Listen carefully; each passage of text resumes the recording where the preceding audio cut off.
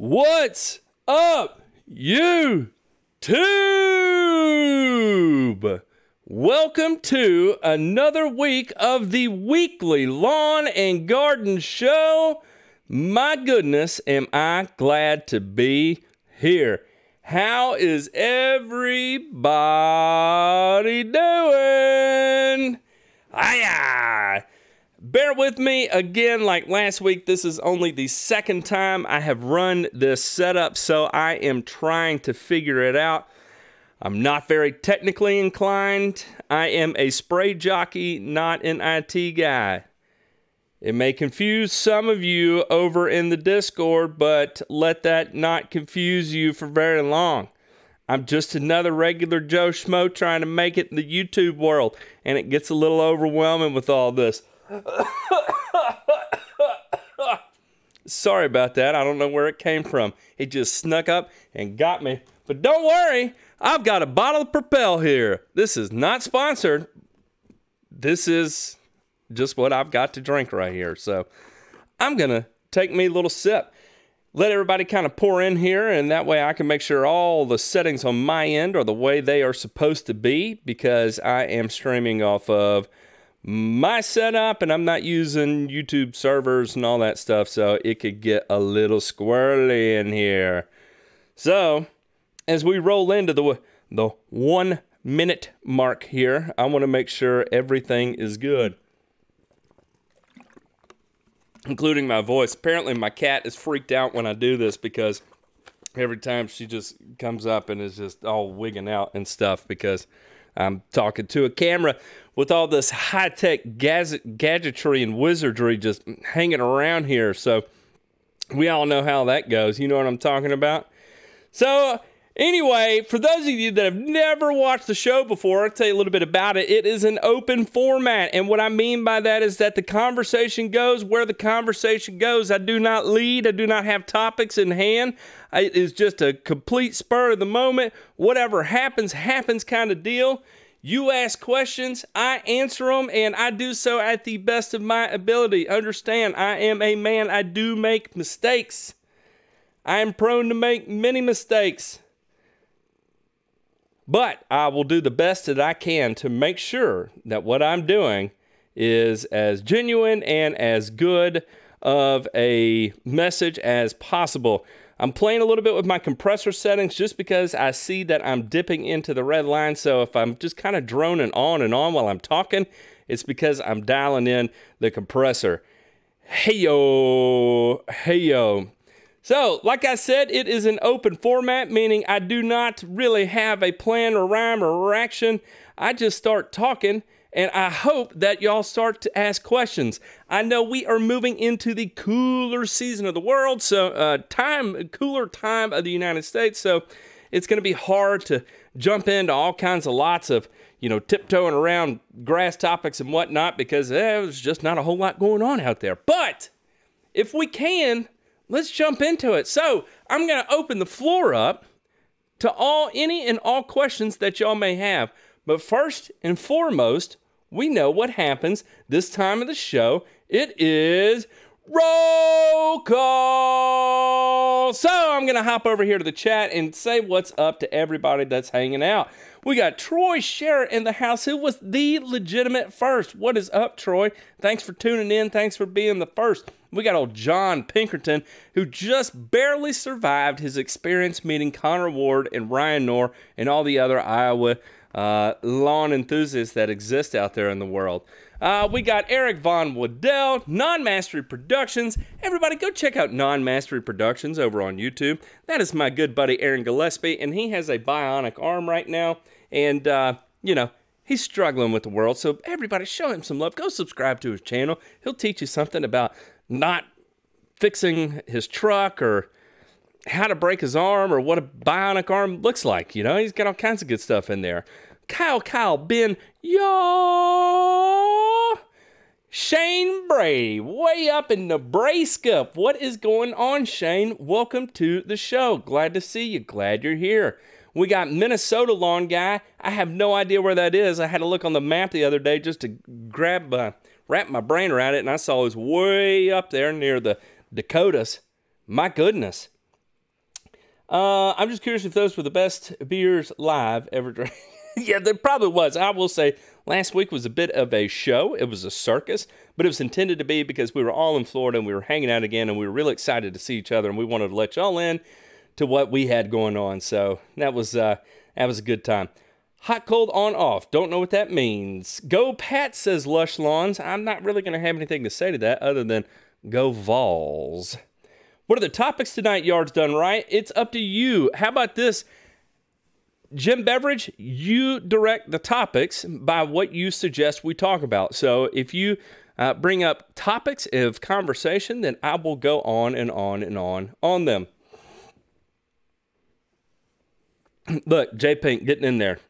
Sun 420, how are you, good sir? Real low. Dad, Floyd Epperson, Lakeland, Florida. Life and relationships, we're not going to do that. RBL Jackson, hey man, I'm going to holler at you after the show, and we will go over some things. Let's see, John Teague is here, everybody. What's going on, John? Hey, I think we can both get behind the fact that UT beat Florida last night, right? Castleberry, hey pal, what's up? What's up, Paul? How are you, man? I hadn't seen you in a little bit. Glad you're here, sir.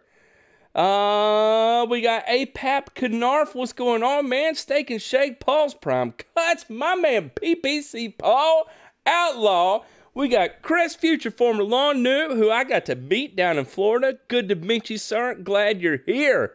Tall Fescue Junkie, hello. Good night. Larry Nelson's ready for Carbon X, you and me both, sir. In fact, when I finish the live stream, I'm driving straight to Kentucky and going to be working all through the night into tomorrow. And we're trying to get some material cranked out there. That's all I'm going to say about that. Silver Symbol, glad you're here. Hey, man, want to say I'm a huge fan of your YouTube channel. So I am super excited to see you here. We were talking about you in the Discord, and I said, wow, I think that is the nicest guy on YouTube. And I mean that, and I am so glad you're here. Thanks for tuning in, Silver Symbol. Big fan. For those of you that don't know, Silver Symbol has a fantastic DIY YouTube channel. I recommend everybody go check it out. Say hey to him. Show him some love in the comments. Because, like I said, he might be the nicest guy that has ever lived. I don't know how else to sugarcoat that. I'm still playing with my sound volume, guys, so if I'm blowing out, let me know so I can make adjustments on my end. I'm trying to keep that from happening. Ryan Knorr has me all nervous about the way I sound right now. What's going on, Terry Finch? Way down there. Lee. Oh, you're in South Carolina? My man in South Carolina. Ryan Schultz. Guten Tag. What's up, dude?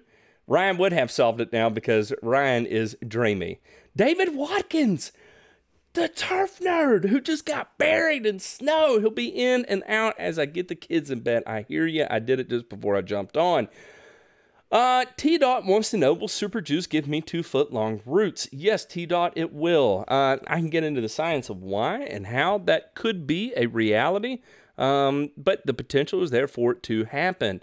Ballistic, I heard you are an IT guy, sir. In fact, that's, I believe, what you do professionally, so I don't want to hear crap about you suggesting what I do professionally. Do you hear me, Ballistic? Up there in Oregon with your fancy vehicles.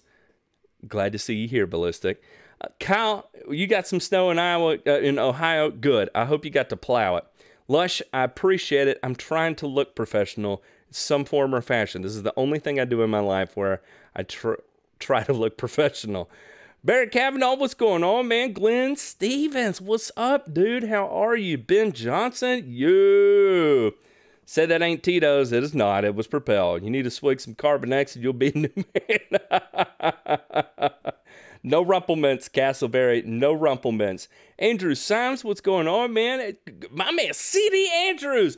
When I'm going to yell, I got to get way back from the microphone because I'm watching my level. C.D. Andrews, what's up, dude?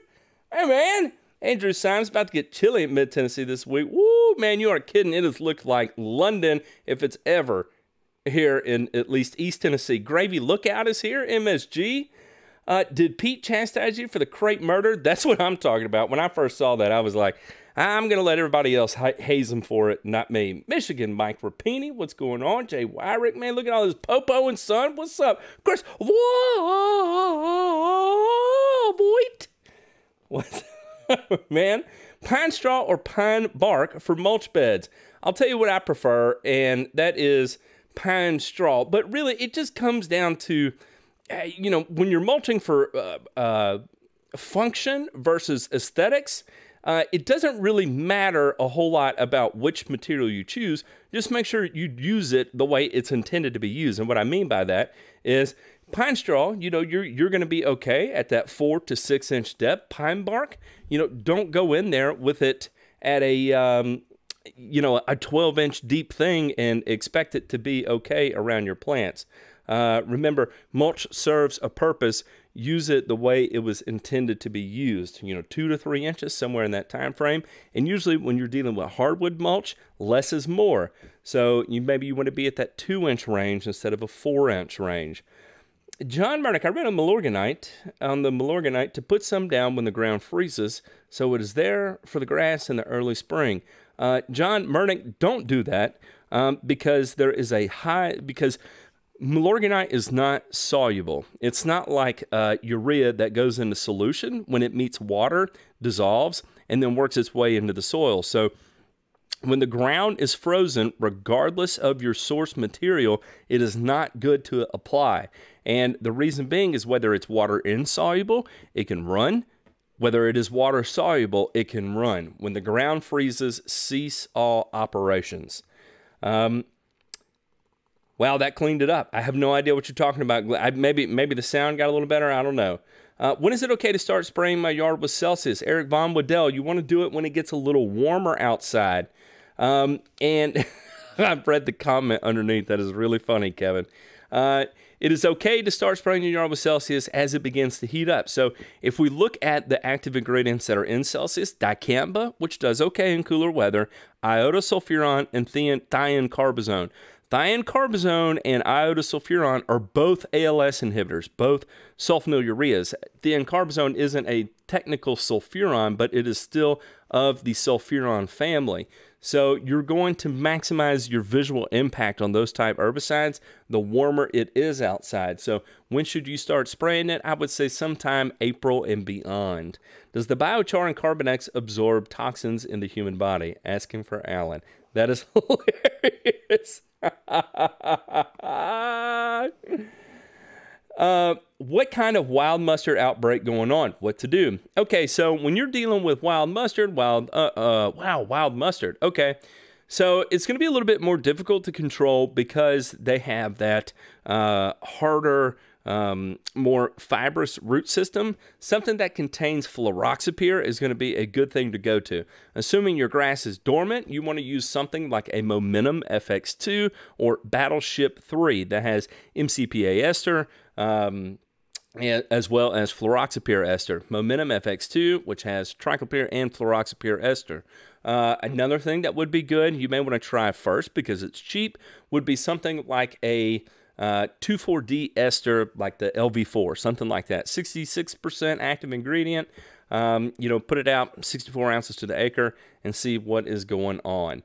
Tell us when we will start to see Carbonex on the store shelves. I will, Eric, and not shortly. I will say that. As far as plans to get it into stores, that's not really my call. My call is more on the manufacturing front. We have a distribution channel set up to handle things like that. I'm not really going to get into the semantics of how all that works, but know that there are lots of conversations going on in the background, and I'm turning that over to people that know how to do that and do that professionally. That way I can focus on product development, telling people how to use it, getting the name out there, and they can figure out how to get it in the hands of people that want to use it. So hope that kind of somewhat answers your question there, Eric. Up in New York, my goodness. Connor Ward is a macho man reincarnated. Connor Ward is a hero. Ryan Nor, what is up, man? I'm glad you're here. I'm so glad you're here. Bird Dog, hello from Houston, Texas. What's going on, man? That's way on down there. Woo! Yo, Matt, when the ground freezes, does the frozen water in the dirt cause any aeration type effects? Steak and Shake, this is actually a great question. And short answer is yes, absolutely. So When the ground freezes and thaws, freezes and thaws, freezes and thaws, it causes an expansion. So you're decreasing bulk density. And as you decrease bulk density, you're allowing more room, more porosity, more surface area for things like air and water to make their way into the soil. It's also going to reduce the amount of resistance the root faces as it grows and expands. So yes, freezing water in the ground does have lots and lots of aeration type effects. When can I grab my first soil sample? When the snow goes, when the ground thaws, when the lawn wakes up? You can kind of whenever is most convenient for you. Now, with cooler temperatures, I think I've read somewhere that you may read elevated nitrate levels. I may have heard John Perry talking about it or Spectrum Analytics. I can't remember. So you may have an exaggerated higher rate of nitrates just because nitrogen is so stable in cool weather. But you should be good to go. So as long as you can collect the depth of soil that you need, then you will be good to go. Laying sod this week in Charlotte, North Carolina. When I put my first pre-emergent app down in February, would you recommend prodiamine or tenacity? I'm concerned with possible root pruning. As you should be, Gorgonzola. I would delay your first pre-emergent app unless you're using tenacity. Tenacity will be okay. And then when you come to make your second pre-emergent app, make sure that sod has rooted extremely well. That will be a good thing to do to get a pre-emergent down. But again, you want to make sure that it is rooted really well. Starting to see some poetriv pop up. What is the best way to handle it this time of year? Okay, what are solutions? Aaron, I hate to even bring this up to you, but seriously, our best bet right now is to dig it out. And the reason being is that the chemical controls that exist, Velocity is no longer on the market. Bispirac sodium was the active ingredient in that. Exonerate is on the market. However, it's extremely expensive. You may be able to find it in like single-use 1 acre type containers that are somewhere around $300 to $400. You may be able to find them used on eBay or something for like $200. And even then, I've yet to see great success with it. I've seen it kill a lot of bent grass accidentally when trying to control poetriv in bent grass. Again, it's going to be a multiple application type thing. Glyphosate is not very effective on poetriv because typically you're spraying it in the cooler part of the year. So high concentration Roundup applications when it's warmer outside, April, or digging it out. And I hate to even tell you that with your GIMP arm, man. What's up, Rich Bacall? I'm not sure I've ever seen you here. What's going on up in Pittsburgh, PA? In Michigan, we haven't got hardly any snow. Temps are still below freezing. How will this affect the grass and soil? Or will it not really affect it at all? Michigan, it will not really affect it at all. Now, desiccation could be a thing, so drying out. It's going to be hard with the ground extremely frozen, though. There's probably not a whole lot of activity going on actually in the plant. But as far as being able to retain color and stuff, sometimes that snow will provide a layer of insulation and protect the actual foliage of the plant. However, if you don't have that there and you're consistently in deep cold freezes, then it can cause the cell walls to explode and you lose your foliage. That, at least the aesthetic part of it. Silver symbol is awesome.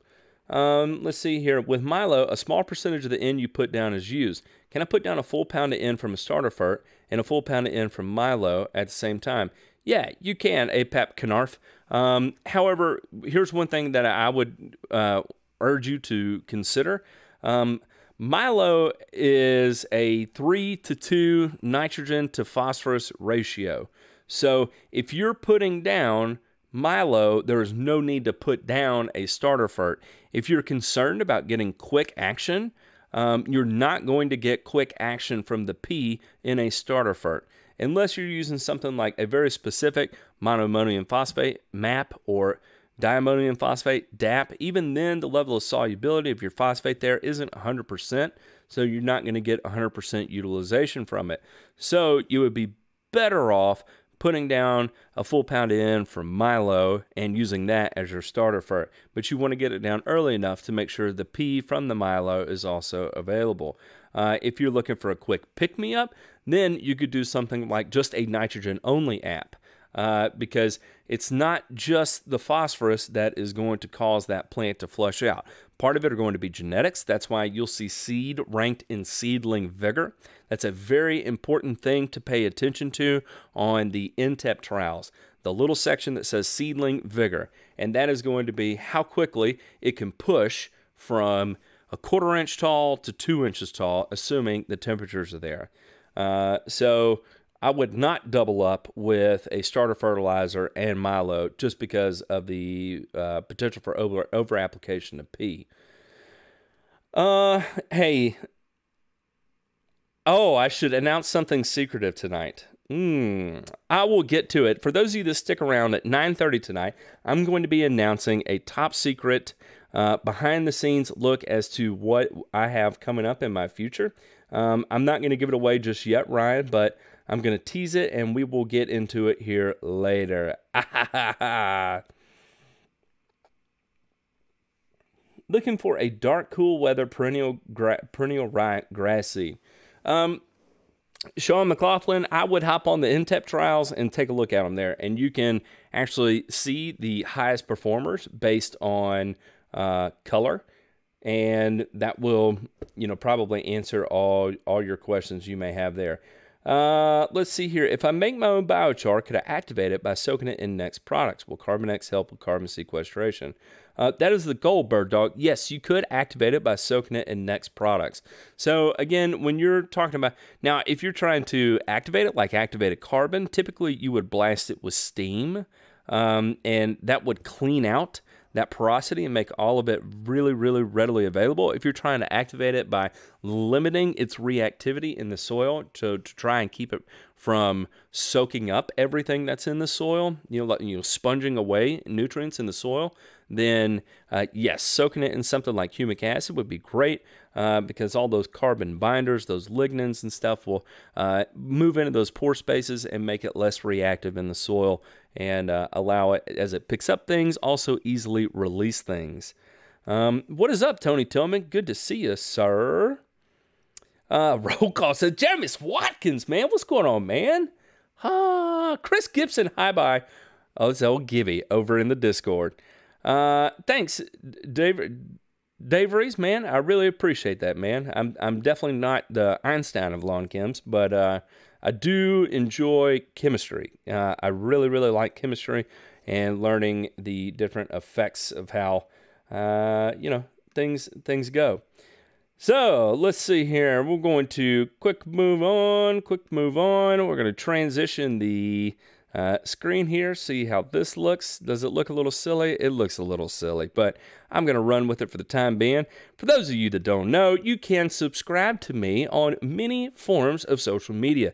You can find me on the Discord at the link above, discord.gg/HFVSF53. You can find me on the Lawn Forum. I'm not very active on the Lawn Forum, but I do enjoy lurking. If I am tagged from time to time, I will jump in and answer questions as needed. However, I tend to let that community be that community because everyone in there is extremely, extremely gifted in the turf grass management department. There's not a whole lot I can contribute that people aren't already putting out there. You can also find me on Instagram at thegrassfactor, or you can shoot me an email at thegrassfactor@gmail.com. And if you haven't, please hit that subscribe button. That's what tells me to keep going when I question, should I keep going? Love the interaction from the people who watch this silly content. So by all means, feel free to interact with me as much as you would like. Let's see here. Let me go on. GG Turf, what is going on, man? How are you, good sir? Matt, what do you recommend for a first video for me up here on New England? As the weather begins to break, the first video I would recommend would be something on pre-emergent. Pre-emergent is going to be on everybody's mind. So get out there and teach the people of your community all about pre-emergence and what makes you the competitor. I guess what gives you the competitive edge over your competition in terms of the pre-emergent you use, the pre-emergent program you run. There's lots of things you could throw out there regarding pre-emergence. You could talk about how pre-emergents work, how pre-emergents are going to work for their yard. Yeah, but what's more important is that you do something to engage and interact with them. Michael Miller up in Philly, what is going on, man? People up in the Northeast, what's up? Anybody figure out what was going on with apples? Yes, Chris Gibson's child actually flushed an apple into the toilet, and it was a rescue mission to remove it from the toilet. And he ended up having to take the toilet off the ground, replace wax ring, everything in order to get it out of the pipe. It was amazing. Let's see here. So how much lawn damage can two kids playing around in the snow cause? Snowmen, sledding, eating yellows. You got me there. I read it before. I said it out loud before I read it. How about that?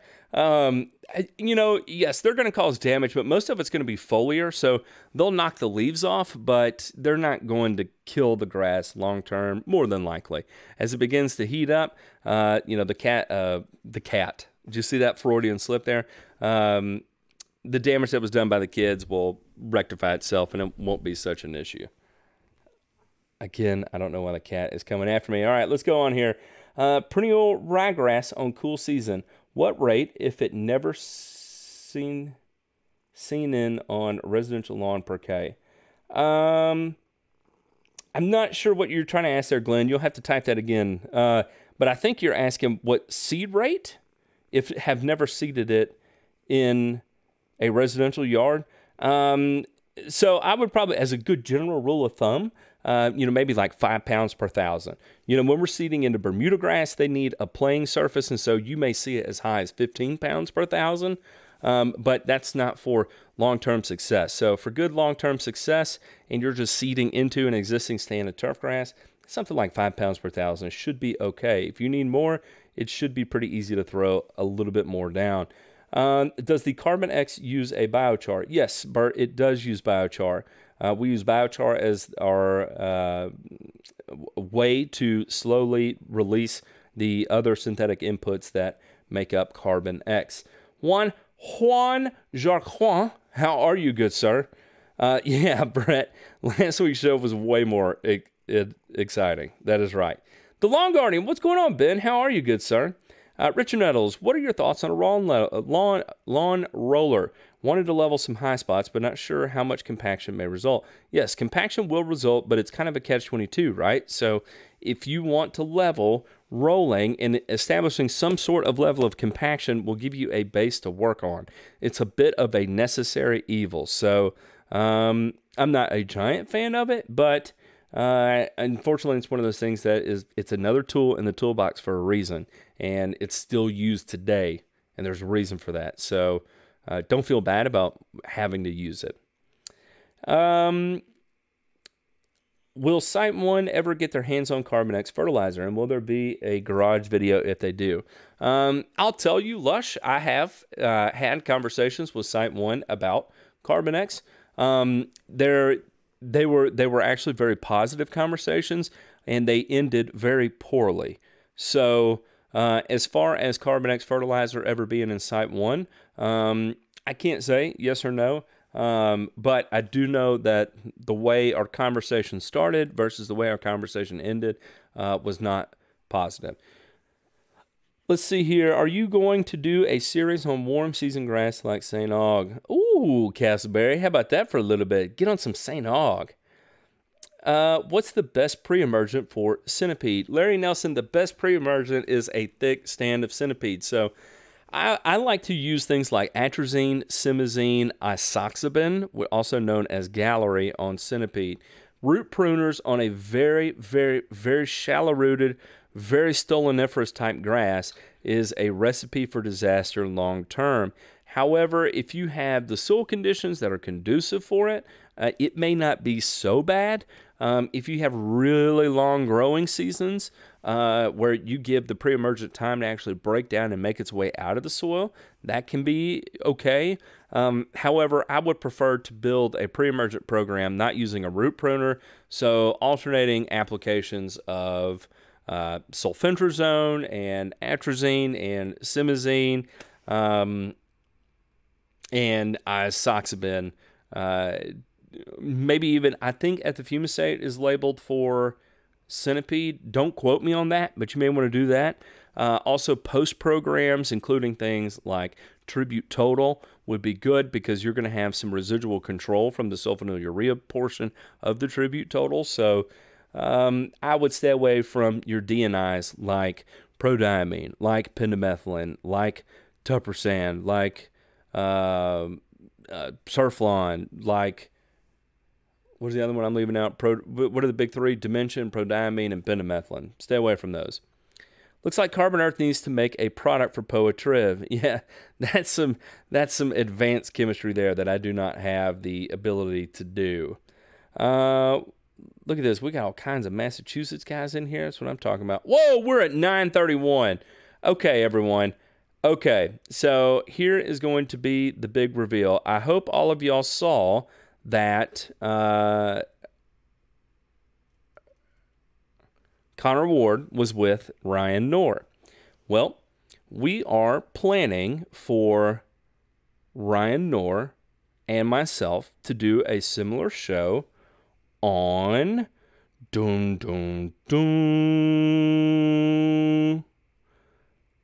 not this coming week, but the week after. And we're not sure if that's going to be 23rd, 24th, 25th, somewhere in there, but it's looking like the 23rd is going to be the day. And so I hope each and every one of you tune in because I am so excited. I have known Ryan Knorr much longer on his music side before I ever knew he was a lawn care guy, and it was such a shock when I found out he was doing lawn care. I was like, oh my goodness, I know this guy. He's the music guy. So it's actually really exciting for me, and I hope y'all enjoy it too because I love everything Ryan Knorr does, of course. And so I'm super excited. So there's the big reveal. I'm sorry for not getting loud and screaming. Again, I'm worried about my microphone levels because of Ryan. All right, should I avoid putting down pre-emergent down in the bare areas of my zoysia yard? Jacob Cleveland, no. Go ahead and do it. Put it down. The amount of root pruning that's going to take place on a rhizomatous type turf grass isn't going to be as significant as something that's stoloniferous. You may have a little bit of root pruning that takes place, but it'll be nowhere near as intensive as a rhizomatous turf type. So yes, go ahead and get it down because the part that will make your life even more miserable is constantly spraying the same bare spot with weed control. And you'll notice you'll actually have weeds more frequently in that bare spot. So give yourself the best fighting chance possible. The more weeds that are in that bare spot, the less the zoysia will want to fill into it. So keep it clean, keep the pre-emergent on it, and allow that zoysia grass to fill in that area. Okay, let's see here. Will a pre-emergent prevent my acorns from growing? No, bird dog, they will not, because there is entirely too much energy in an acorn. You think about the nut is this big, right? Inside of that nut, it is packed full of starches and sugars and everything that acorn needs to get established as a tree.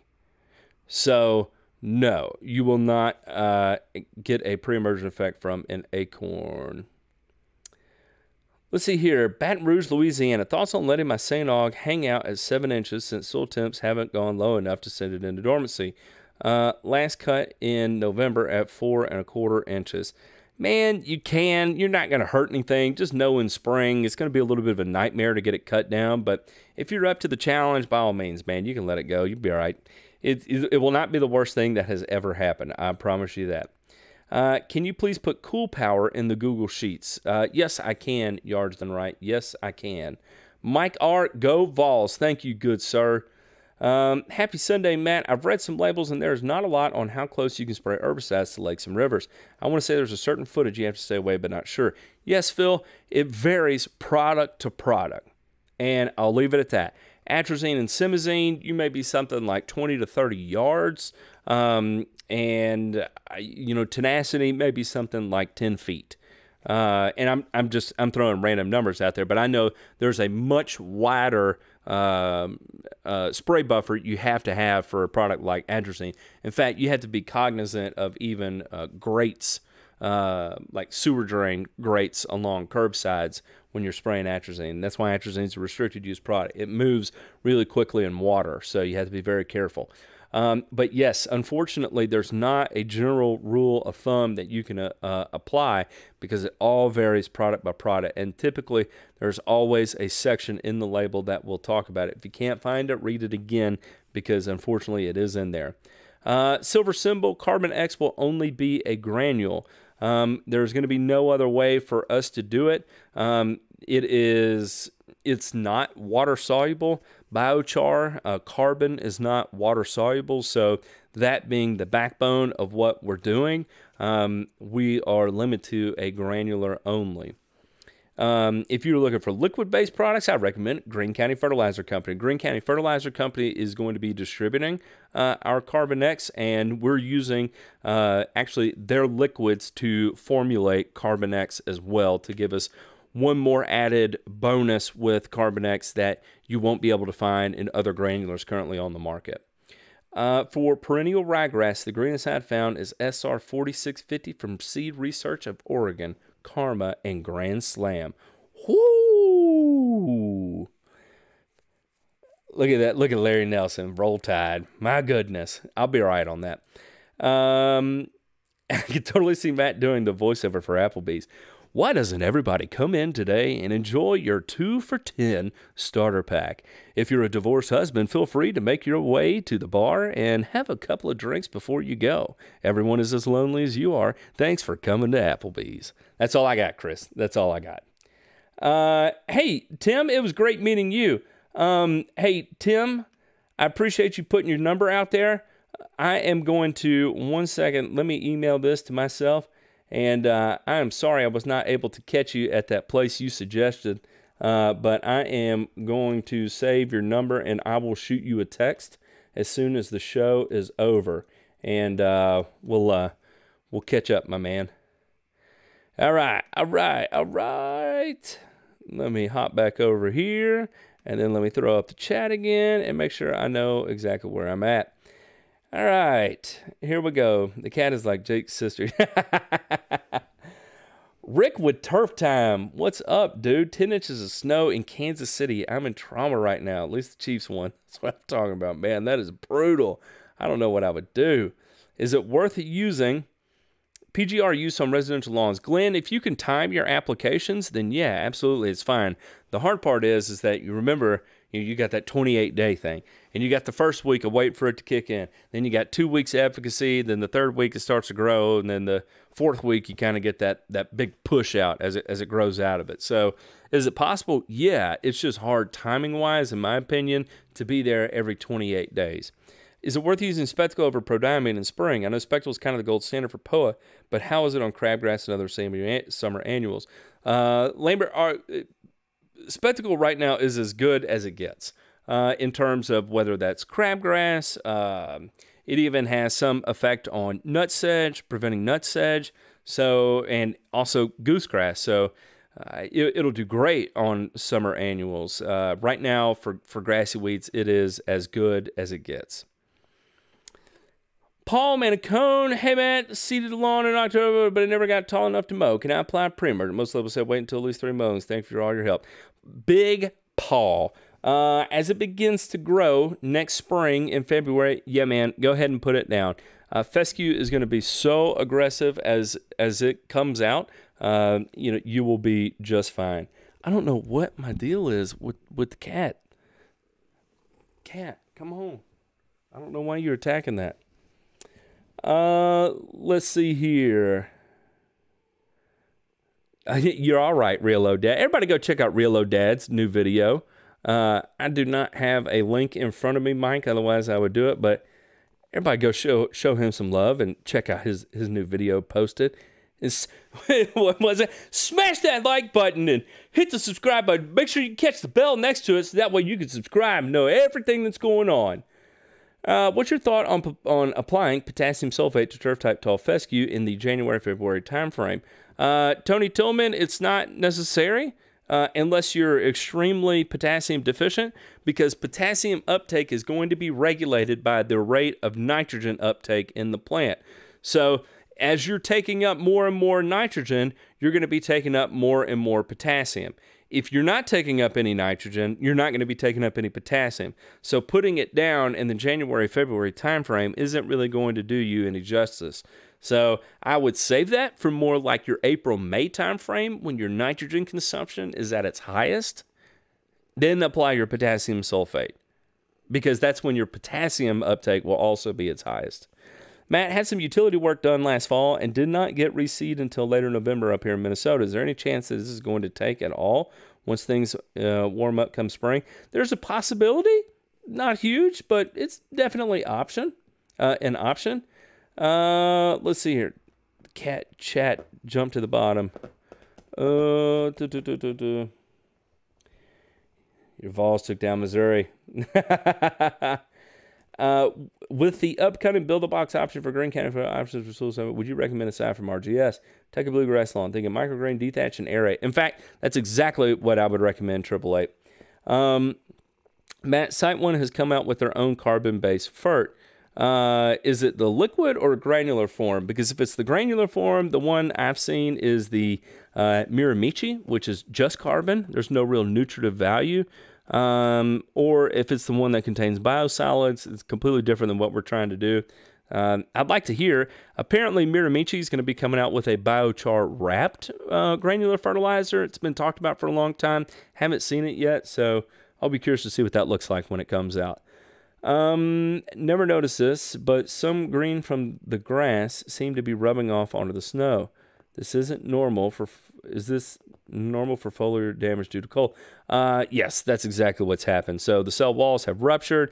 You're losing the internals there, and it's just leaking onto, making its way onto the grass. Let's see here. I love you too, Ryan Nor. I bought several bags of rhizomatous tall fescue. Will it grow over the other grasses and weeds in my lawn? I don't know, John. That's not really giving me a whole lot of information. If you think you can seed fescue into a lawn and that rhizomatous tall fescue is going to take over, probably not, unless you give it a little bit of help. You know, I will tell you, I did this with my front yard. I sprayed the whole thing with Roundup. I seeded the rhizomatous tall fescue. I never even watered it. It came in. It did really well. If you just start seeding tall fescue into it, depending on the weeds you're dealing with, if you're dealing with hard to control perennials like wild violets and ground ivy or whatever the case may be, no, it's not going to take over it. But if you're dealing with a couple clumps of crabgrass here and there, maybe a little bit of henbit in the spring, but it usually goes away, then yes. So I can't really answer that question accurately because there's not really a whole lot of information there for me to answer.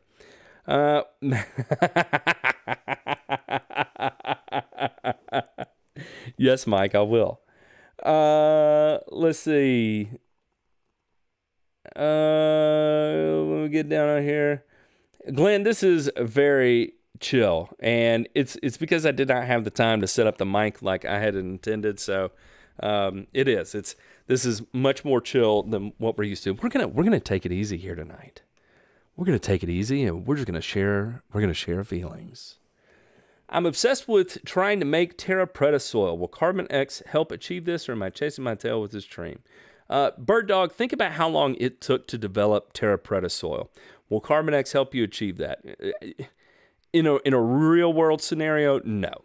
What Carbon X is going to do is that it is going to deliver nutrients to the soil, and as those nutrients are applied, it's going to apply a very metered amount of carbon to make those nutrients more efficient.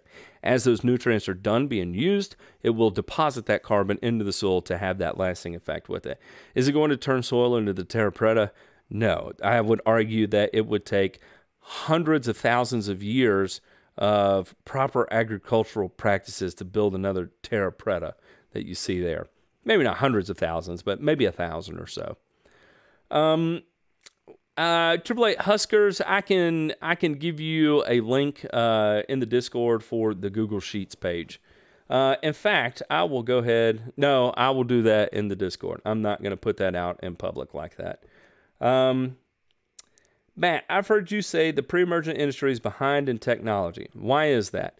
It's because no one in agriculture has started to complain yet. So everything that exists in lawn care is because it's a spillover from the agricultural industry. And until things start creating giant headaches in ag, then we're never going to see an advancement in whatever issue that is on the turfgrass side of things. So you're not going to see a lot of money being invested into purely the turfgrass industry. The turfgrass industry, in the eyes of big business, in the eyes of Syngenta and Monsanto and Bayer and Dow and DuPont and all these manufacturers that do, I mean, they put tons and tons of money into research, right? I mean, they're the reasons we have everything from 2,4-D to tenacity to Pilex to prodiamine, right? So they do all that research, but they do it for ag because ag runs the world, really, because we all have to eat. There are two things we need in this world. Number one is water, and then the second one is food. So once the food industry begins to complain about the results they're getting from the pre-emergent, then we're not going to see an investment of money into developing pre-emergent technology because they're not going to make enough money on just the turfgrass market to justify the costs and research that it takes to develop something like a pre-emergent. I hope that answers your question, Ben. Now I want to go to Applebee's. Hey, what's up, Masood? How are you, good sir? Down there in Forney, Texas. Could you explain growing degree days and how it affects the PGR for a home lawn? If you search growing degree days, you will find lots of explanations for it. It's a little bit complex, and there's lots of calculators for it. And depending on how you calculate it, it can explain your growing degree days. But basically, it's a set number of days over a certain temperature range that tells you whereabouts exactly how aggressively your plants are growing. Hope that answers your question. But again, there's lots of calculators that exist out there to calculate your actual growing degree days. When can I buy a CEC hat? It's going to be coming soon. We actually had a real long talk about that while we were in Florida, and it will be coming soon. Let's see here.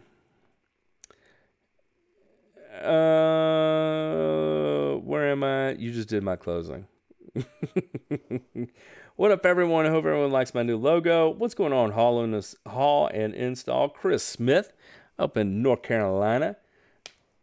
Chris, are you in the Raleigh area or are you in the Charlotte area? I can't remember. I think you're in Raleigh. Let's see. What's the problem with using Epsom salts, magnesium sulfate? There is none, Dennis Page. In fact, it's popular and you see it in a lot of fertilizers. Now, I will say this, that if you have high magnesium soil, applying more magnesium to it is not a good thing because magnesium in excessive quantities, high magnesium in soil, typically means you have a very, very tight, impervious soil structure, meaning water does not move into the soil very easily. So be careful with it and understand what your soil magnesium levels are before you start playing with it.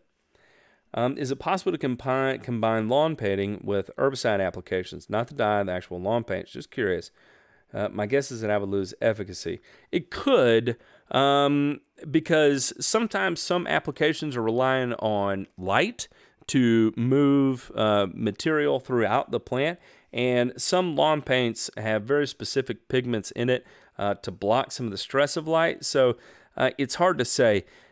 Probably where you would be better off, RBO, is to actually paint the lawn first and then make an herbicide application, or make your herbicide application first, then paint the lawn. Don't try and combine them at least in the same tank. But yeah, I wouldn't think there'd be an issue doing it at the same time, though. I think you'd be okay. Now look forward to cutting the cord. That's funny, man. Let's see. Welcome to Carbon X Soft Rock. That's what I'm talking about. Have a buddy with extremely compacted soil in his back lawn. Would a heavy spring mechanical aeration, aerate, and overseed be worth his time, or wait out till fall? Where are you located at, Dave Rees? Because if you're like Michigan or in the Northeast or Ohio, something like that, then yeah, chances are you could get away with it. You know, by all means, you know, definitely you could do it. I see guys in Ohio doing spring stuff all the time, so I know it's possible. I would not recommend it in the transition zone south. So Kentucky South, definitely don't do that. Having trouble getting a straight answer on this on other sites. Does Grub Killer kill earthworms? It depends on your active ingredient. So if you're using a imidacloprid or a acelepryn, that actually is systemic and grows into the plant. Therefore, the plant has to be consumed by the target pest, and then no, it is not going to kill earthworms. If you're using something like Dilox, which is a contact that actually moves through the soil, yes, it absolutely will take out earthworms. And I'll give you an example, Craig. Earthworms can be a problem on golf greens overnight. They will, you know, have their little tunnels that they'll come up to the surface and stuff, and leave little piles of frass and sand at the surface. Well, that would affect the roll of a golf ball on a golf green. So it was against label, and this is very against the law, but to control the populations, we would do applications of Dilox on the greens to take care of the earthworms in that situation. Also, the birds would go ham going after the earthworms too, which could also tear it up. What's up, Big Melvin? How are you, good sir? I hope y'all recovered from everything that took place in Florida. It was very nice meeting you, sir. Look at this. How about them falls?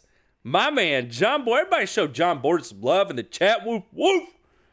Admiral Schofield dropping threes on somebody's head. Products X is coming off the line.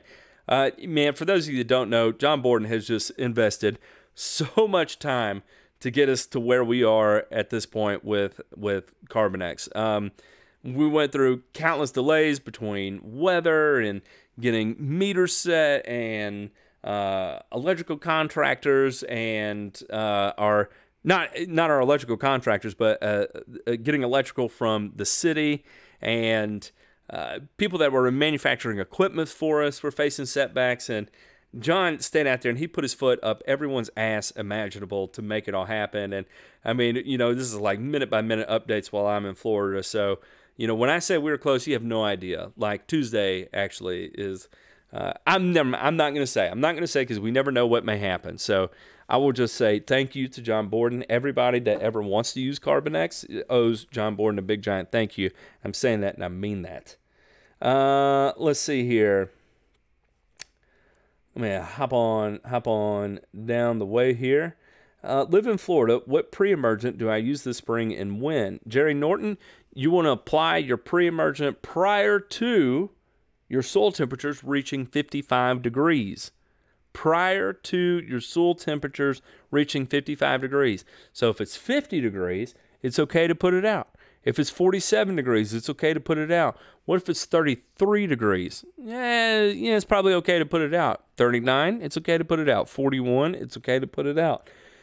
Before it gets to be 55. At 55, that's when crabgrass begins germinating. You're too late.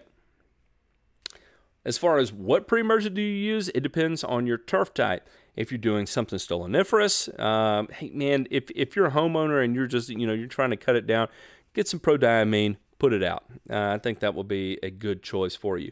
Are grub control products safe for flowers? Had grub damage last year in my flower beds. Yes, they are. When are you going to come out to North Dakota and check out my lawn? Gravy, as soon as I get my passport renewed and taken care of, I'll come check it out. Just I want to make sure that when I get into Canada, I've got no problem coming back to the United States. I'd like to know your thoughts on treating the hunting billbug from a prevent state and target dates in Memphis. Oh, man. Hunting billbug. My goodness. I don't know. And I know that Ken Crenshaw was kind of the front runner on discovering and talking about the hunting billbug in Memphis. As far as target dates, I'm going to say, this is the beautiful thing. Now that we have a Celeprint on the market, you can go out with it in April at max rate. And whenever you're going to face the issue from it, because obviously it's going to be temperature dependent, right? You can throw it out in April and you're going to have that systemic effect throughout the duration of the year. It's effective on bill bugs. So with the Celeprint, I would say safely April, May timeframe, and you will be good. Yeah, that's going to be about my best guess on it. I don't know a significant amount about the hunting billbug because that is the only place I've ever really read about it being a gigantic issue. And not only is it a giant issue, when they come in, they absolutely decimate things. So pretty interesting stuff for those of you that haven't read about it. You may want to. Hunting billbugs. Let's see. I'm in Minnesota. He's over. What, Connor? Hey, buddy. Looked like he had fun, man. Looked like he had a lot of fun. Anyone clogged their toilet with an apple today? No, sir. Not that I know of. I love you too, Connor. I'm glad you're here. Let's see. Thoughts on using compost tea in program for cool season turf to feed beneficial bacteria and fungi. Yes, you can do that. It will be a nice catalyst.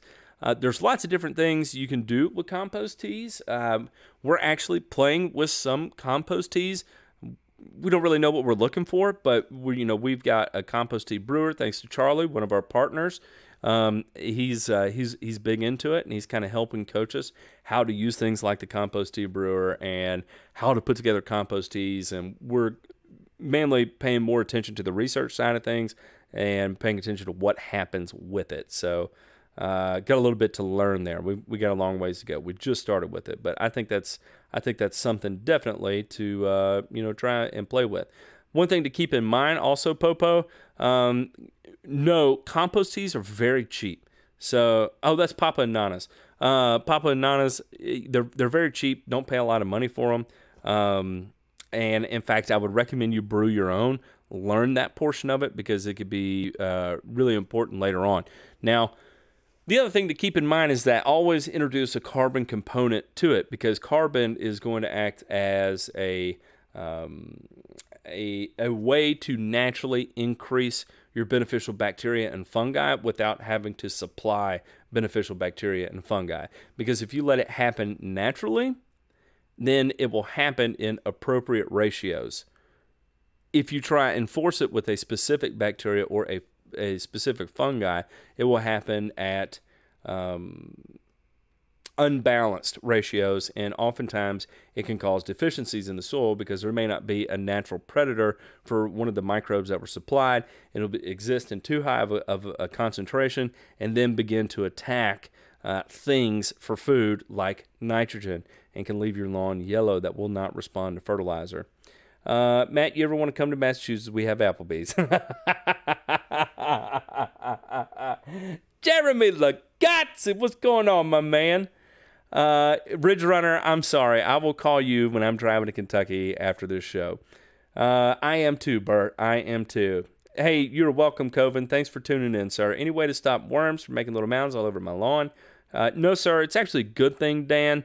I understand if you got real low grass and stuff, it can be a bit of a pain, but that's a sign of a healthy soil ecosystem. So it's a very positive thing to do. So anyway, y'all, we are coming on to 9:58. That means I have been live for right at an hour here. So I'm going to call it. I got to get ready. I got to pack my bags. I'm going to Kentucky. I got to go do some plumbing and electrical work and make sure we can get Carbonex to the masses. So I appreciate everybody for tuning in. Thanks so much. If you don't remember, be sure to check me out on all other social media platforms. You can find me at the Discord, where I hang out the majority of the time, the Lawn Forum, where I lurk, Instagram, where I share little bits of information. Not only can you find me at The Grass Factor on Instagram, you can also find me on Carbon Earth Co. on Instagram and thegrassfactor@gmail.com. You can learn more about what we're doing with Carbon Earth Company and Carbon X at carbonearth.co. As always, thank you everybody for tuning in. I sure do appreciate it, and I will see you next week. Don't forget, everybody, I'm going to be doing the live show with Ryan Knorr, the Ryan Knorr, Mr. Dreamy, on Wednesday, January the 23rd. So thank you, everybody, for tuning in. I appreciate it. And until next time, I love each and every one.